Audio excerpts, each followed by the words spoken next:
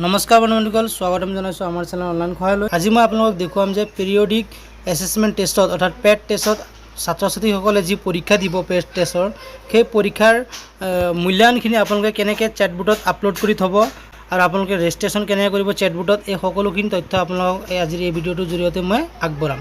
তো বলক ভিডিঅ'টো আৰম্ভ কৰোঁ।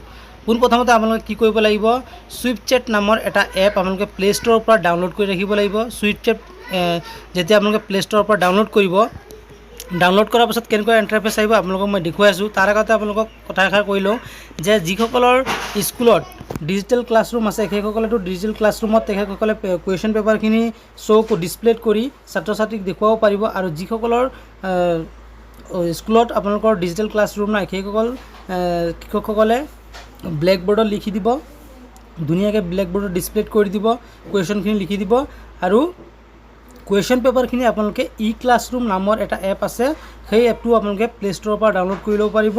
অসম চৰকাৰৰ ক্লাছৰুম আছাম বুলি আছে, সেই আপোনালোকে এপটো ডাউনলোড কৰি ল'ব। সেই এপটোতে আপোনালোকে 17 তাৰিখ আৰু 18 তাৰিখে 2 ঘণ্টা আগত আপোনালোকে পৰীক্ষাৰ 2 ঘণ্টা আগতে সেই এপটোত আপোনালোকৰ প্ৰশ্ন কাকতখিনি উপলব্ধ হৈ যাব। তেতিয়া আপোনালোকে প্ৰশ্ন কাকতখিনি ডাউনলোড কৰি আপোনালোকৰ এণ্ড্ৰইড টিভিত হওক বা স্মাৰ্ট ক্লাছত হওক বা আপোনালোকে চাই বৰ্ডত লিখিও দিব পাৰিব ছাত্ৰ ছাত্ৰীসকলৰ বাবে। তাৰপিছত যেতিয়া ছাত্ৰ ছাত্ৰীসকলৰ মূল্যায়ন আপোনালোকে কৰিব, আপোনালোকৰ যিখিনি বহি আছে মূল্যায়ন বহীখিনি আছে আপোনালোকৰ ইভালুৱেশ্যন প্ৰেক্টিছ বুক, সেই বুকতে আপোনালোকে ল'ব লাগিব। আৰু তাৰপিছত যেতিয়া আপোনালোকে ছুইফটচেটটো এপটো যেতিয়া আপোনালোকে ডাউনলোড কৰি ল'ব, ডাউনলোড কৰি লোৱাৰ পিছত আপোনালোকৰ মোবাইলত এনেকুৱা এটা ইণ্টাৰফেচ আপোনালোকে দেখিবলৈ পাব। এই এপটোৰ আইকনটো আপোনালোকে চাব পাৰিছে, ছুইফটচেটৰ আইকনটো। এই এপটো আপোনালোকে ডাউনলোড কৰি ল'ব। ডাউনলোড কৰি লোৱাৰ পিছত আপোনালোকৰ মোবাইলত এনেকুৱা এটা অ'পেন কৰাৰ পিছত এনেকুৱা এটা ইণ্টাৰফেচ আপোনালোকে দেখিবলৈ পাব।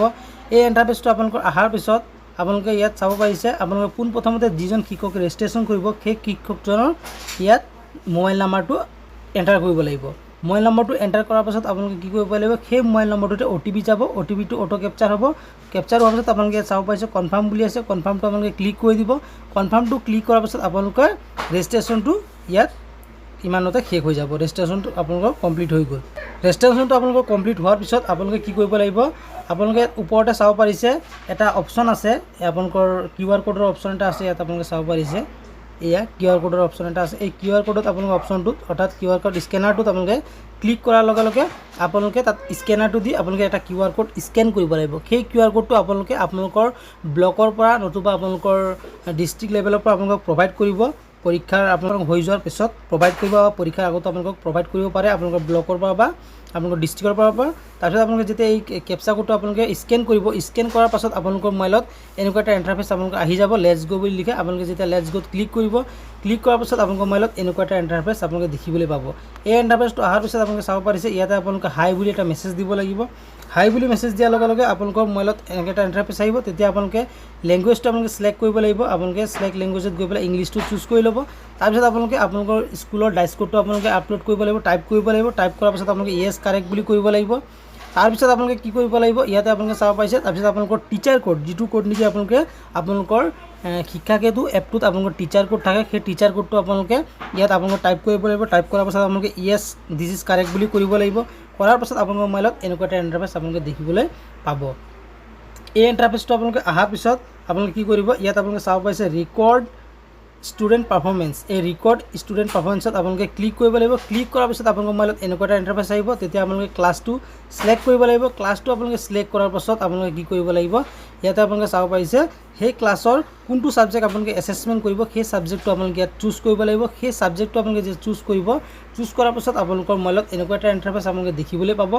এই ইণ্টাৰফেচটো অহাৰ পিছত আপোনালোকে কি কৰিব চাই লওক, ইয়াত প্ৰত্যেকটো ছাত্ৰ ছাত্ৰীৰ এগেইনষ্টত আপোনালোকৰ নাম আহি যাব। এনেকৈ নাম আহি যোৱাৰ পাছত সেই যিটো ক্লাছত আপুনি চিলেক্ট কৰিব সেই ক্লাছটোৰ গোটেই ছাত্ৰ ছাত্ৰীখিনিৰ নাম আহি যাব। আহি যোৱাৰ পিছত সেই ছাত্ৰজনৰ এগেইনষ্টত আপোনালোকে তেখেতসকলৰ প্ৰেজেণ্ট এবচেণ্টটো দিব লাগিব, অৰ্থাৎ এটেণ্ডেঞ্চটো আপোনালোকে দিব লাগিব। যদি এই ছাত্ৰজন বা এই ছাত্ৰজনী যদি আপোনালোকৰ প্ৰেজেণ্ট আছে তেতিয়াহ'লে আপোনালোকে প্ৰেজেণ্ট বুলি দিব, আৰু এবচেণ্ট আছে যদি এবচেণ্ট দিব। যদি সেই ছাত্ৰজন প্ৰেজেণ্ট আছে, প্ৰেজেণ্ট থাকিলে আপুনি কি কৰিব, সেই ছাত্ৰজনৰ এগেইনষ্টত আপোনালোকে চাব পাৰিব ছেলেক্ট ৰেছপন্স বুলি লিখা পাব। ছেলেক্ট ৰেছপন্সত আপোনালোকে ক্লিক কৰিব। ক্লিক কৰাৰ পাছত আপোনালোকৰ মোবাইলত এনেকুৱা এটা ইণ্টাৰফেচ আপোনালোকে দেখিবলৈ পাব। চাব পাইছে আপোনালোকে ষ্টাৰ্ট ছাৰ্ভে বুলি লিখা আছে। ষ্টাৰ্ট ছাৰ্ভেত যেতিয়া আপোনালোকে ক্লিক কৰিব, ষ্টাৰ্ট ছাৰ্ভে ক্লিক কৰাৰ পাছত আপোনালোকৰ মোবাইলত কুৱেশ্যনখিনি আহি যাব, কুৱেশ্যন পেপাৰো আহি যাব, লগতে আপোনালোকে এনচাৰখিনিও আহি যাব, অৰ্থাৎ টোটেলি কুৱেশ্যন পেপাৰটোও আহি যাব। ইয়াত আপোনালোকে চিলেক্ট কৰিব পাৰিব। ছাত্ৰজনে আপোনালোকৰ যি ইভালুৱেশ্যন প্ৰেক্টিছ বুক আছে, সেই ইভালুৱেশ্যন প্ৰেক্টিছ বুকত যিটো আপোনালোকৰ উত্তৰত আপোনালোকে টিক মাৰিছে বা যিটো উত্তৰ লিখিছে এই ইভালুৱেশ্যন প্ৰেক্টিছ বুকত, সেই উত্তৰটো আপোনালোকে ইয়াত চিলেক্ট কৰি দিব লাগিব। অৰ্থাৎ এই প্ৰশ্নটোৰ এগেইনষ্টত এই 4টা অপশ্যন আছে। আপোনাৰ 4টা অপশ্যনৰ ভিতৰত ধৰি লওক ABCDৰ ভিতৰত ছাত্ৰজনে যদি তাত B চিলেক্ট কৰিছে, তেতিয়া এই প্ৰশ্নটোৰ এগেইনষ্টত B আপোনালোকে ইয়াতে চিলেক্ট কৰিব লাগিব। প্ৰত্যেকটো আনচাৰ যেনেকৈ ছাত্ৰজনে লিখিছে সেই এনচাৰখিনি আপোনালোকে ইয়াত তেওঁৰ এগেইনষ্টত ইয়াত ক্লিক কৰিব লাগিব। ক্লিক কৰাৰ পাছত আপোনালোকে ছেভ এণ্ড কণ্টিনিউ কৰিব। আপোনালোকৰ মতে আপোনালোকে নিজে এনচাৰটো আকৌ চিলেক্ট কৰি নিব। ছাত্ৰজনে আপোনালোকে যেনেকৈ এনচাৰটো লিখিছে সেই এনচাৰটোহে আপোনালোকে ইয়াত ক্লিক কৰিব। যদি ছাত্ৰজনে যদি এই 1 নম্বৰ কুৱেশ্যনৰ ধৰক B নম্বৰটো এনচাৰটো ক্লিক কৰিছে, কিন্তু আপোনালোকৰ মতে হ'ব লাগিছিল ধৰক C নম্বৰটো, কিন্তু আপোনালোকে C নম্বৰটো শুদ্ধ উত্তৰ হয় বুলি C নম্বৰটো চিলেক্ট নকৰিব। ছাত্ৰজনে যদি B নম্বৰটো চিলেক্ট কৰিছে, তেতিয়াহ'লে B নম্বৰটো আপোনালোকে ক্লিক কৰিব। ক্লিক কৰাৰ পাছত আপোনালোকে ছেভ এণ্ড কণ্টিনিউ কৰিব। ছেভ এণ্ড কণ্টিনিউ কৰাৰ পাছত আপোনালোকে কনফাৰ্ম কৰি দিব আৰু ছাবমিট কৰি দিব। গোটেইখিনি প্ৰচেছটো একেই, গোটেইখিনি ছাবজেক্টৰ কাৰণে আপোনালোকে ছাবজেক্ট ৱাইজ গোটেইখিনি কৰি যাব।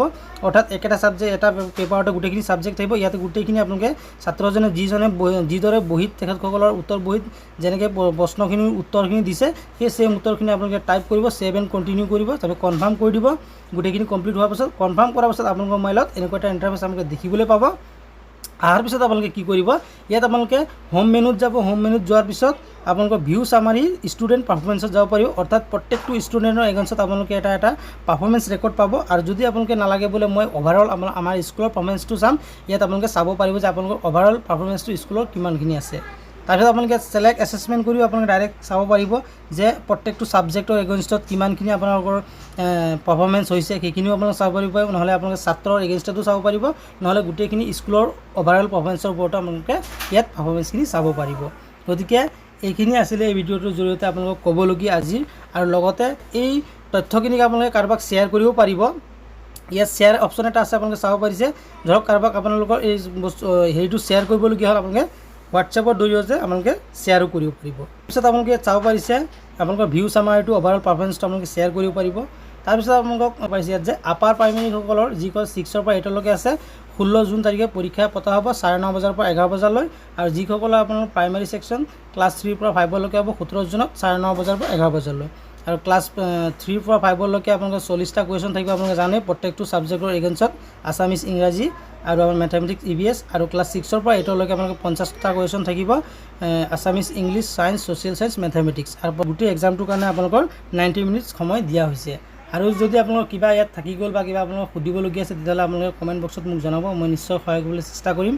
আৰু আপোনালোকে পৰীক্ষাটো আপোনালোকে যেনেকৈ আপোনালোকৰ ফৰ্মেটিভ এছেছমেণ্টখিনি লয়, যেনেকৈ আপোনালোকৰ পৰীক্ষাখিনি হয়, তেনেকৈ আপোনালোকে পৰীক্ষাখিনি আপোনালোকৰ সুবিধা অনুযায়ী আপোনালোকে পৰীক্ষাটো পাতিব পাৰিব। বৰ্ডত লিখিও পাতিব পাৰিব বা আপোনালোকে প্ৰিণ্ট আউট কৰি প্ৰশ্নও দিব পাৰিব। আৰু আপুনি প্ৰশ্নখিনি আপোনালোকে মই ইতিমধ্যে ক'লোৱেই যে প্লে' ষ্ট'ৰত থকা ক্লাছৰুম আছাম নামৰ এটা এপ আছে, সেই এপটোত আপোনালোকে গৈ ডাউনলোড কৰি আপোনালোকে ধুনীয়াকৈ আপোনালোকৰ কুৱেশ্যন পেপাৰখিনি আপোনালোকে ডাউনলোড কৰি ল'ব পাৰিব বা প্ৰিণ্ট আউট কৰি ল'ব পাৰিব, বা আপোনালোকে তাৰ পৰা কুৱেশ্যনখিনি চাই বৰ্ডত লিখিও দিব পাৰিব।